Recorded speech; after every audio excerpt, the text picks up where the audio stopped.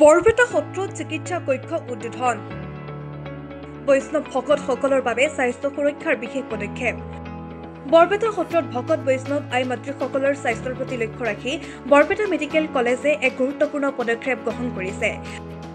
আজি সত্ৰ প্ৰাংগণত উদ্বোধন কৰা হয় এক বিশেষ চিকিৎসা কক্ষ। উক্ত চিকিৎসা কক্ষ মুকলি কৰে বৰপেটা সত্ৰৰ বুঢ়া সত্ৰীয়া ডাক্তৰ বাবুল চন্দ্ৰ দাসে।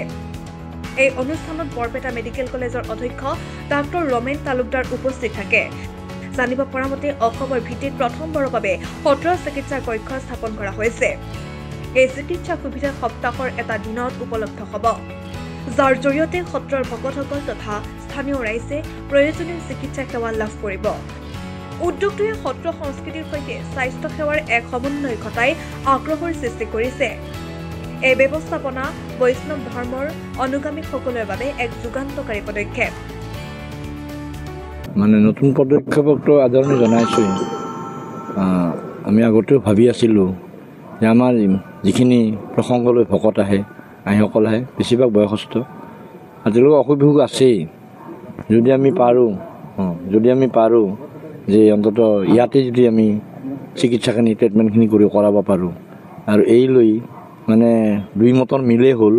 যেতিয়া ৰমেন তালুকদাৰ ডক্টৰ ৰমেন তালুকদাৰ আমাৰ বৰপেটা মেডিকেল কলেজৰ অধ্যক্ষ, তেখেতে সদিচ্ছা প্ৰকাশ কৰি ক'লে যে প্ৰভু আপুনি যদি হয় মানে এটা ইউনিট খুলিম, আৰু অসমৰ এইটো প্ৰথম হ'ব বোধ কৰোঁ সত্ৰত মেডিকেল কলেজে ইউনিট খোলা।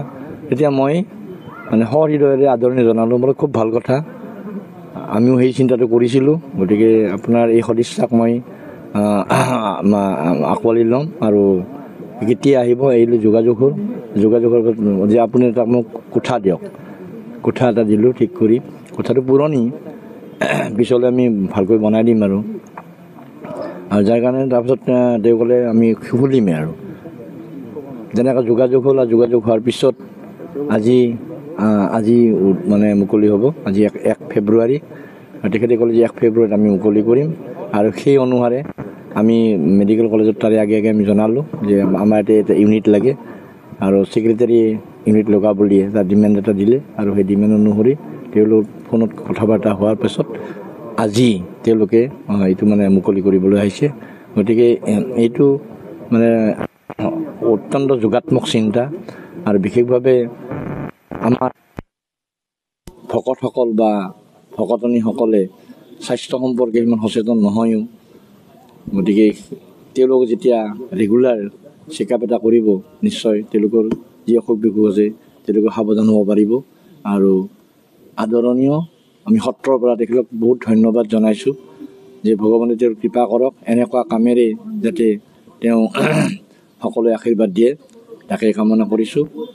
আৰু পুনৰবাৰ তেওঁক ধন্যবাদ জনাইছোঁ। চাওক, মানে আমি বহু সময়ত সত্ৰখনত আমি জড়িত, আৰু আপোনালোকে জানে যে যোৱাবাৰ মাননীয় মুখ্যমন্ত্ৰী আহোঁতে তেখেতলোকে কৈ গৈছিল যে সত্ৰৰ ভকতসকলক যাতে আমি বিশেষভাৱে সেৱা প্ৰদান কৰিব পাৰোঁ, আৰু সেই ব্যৱস্থা আমাৰ বৰপেটা চিকিৎসালয়ত কৰা হৈছে। আমি এটা আছুতীয়া ব্যৱস্থা কৰি পেলাই তেখেতলোক চিকিৎসাৰ ব্যৱস্থা কৰি আহিছোঁ। তৎসত্বেও আমাৰ প্ৰভু ইয়াত যোগদান কৰাৰ পিছত, বুঢ়া সত্ৰীয়া হিচাপে যোগদান কৰাৰ পিছত আমাৰ বহুত দিনৰ পৰা ইচ্ছা আছিল যে আমি ইয়াতে ধৰক এটা যদি চিকিৎসা কক্ষ লৈ লওঁ। দৌল যাত্ৰাৰ সময়তো বহুত যাত্ৰী আহে, বহুত মানুহ আহে, ইয়াতে এটা সমাগম হয়। গতিকে চিকিৎসাৰ ক্ষেত্ৰত আমি যদি ইয়াত এটা লৈ লওঁ, আমি এতিয়া ধৰক সাপ্তাহিকভাৱে আমি ভাবিছোঁ। তাৰ বাহিৰেও ধৰক এতিয়া এম্বুলেঞ্চ এখন আছে, তেখেতসকলে যদি আমাৰ তাত যায় আমি তাৎক্ষণিকভাৱে চিকিৎসা প্ৰদান কৰাৰ ব্যৱস্থা অলৰেডি আছেই। কিন্তু এই চিকিৎসা কক্ষৰ ব্যৱস্থাৰ দ্বাৰা আমি ভকতসকলক এটা আমি চিকিৎসা সেৱা কৰি তেখেতসকলক এটলিষ্ট আমি ধৰক সেৱা প্ৰদান কৰা বুলি ভাবিম। কাৰণ তেখেতসকলে আপুনি জানে যে আজীৱন তেখেতসকলে ধৰ্মৰ নামত উচৰ্গা কৰে, আৰু তাৰ বাহিৰেও প্ৰভু ঈশ্বৰে কোৱাৰ নিচিনা আমি তেখেতৰ সজাগতাৰ দিশটো অতি প্ৰয়োজন। আমি দেখা পাইছোঁ বহুতৰ ডায়েবেটিছ ৰোগ আছে, বহুতৰ প্ৰেছাৰ আছে।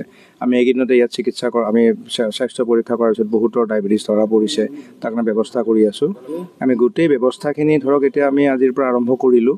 ইয়াত আমাৰ যুটীয়া স্বাস্থ্য ইঞ্চালকৰ পৰা ডক্টৰ অজিত শৰ্মা তেওঁ আহিছে। মোৰ লগত আমাৰ ডক্টৰ মৃণাল তালুকদাৰ তেওঁ আছে। আমি গোটেইখিনি ব্যৱস্থা কৰিম বুলি ভাবিছোঁ, আৰু সত্ৰৰ পৰা আমি সম্পূৰ্ণ সহায় পাইছোঁ।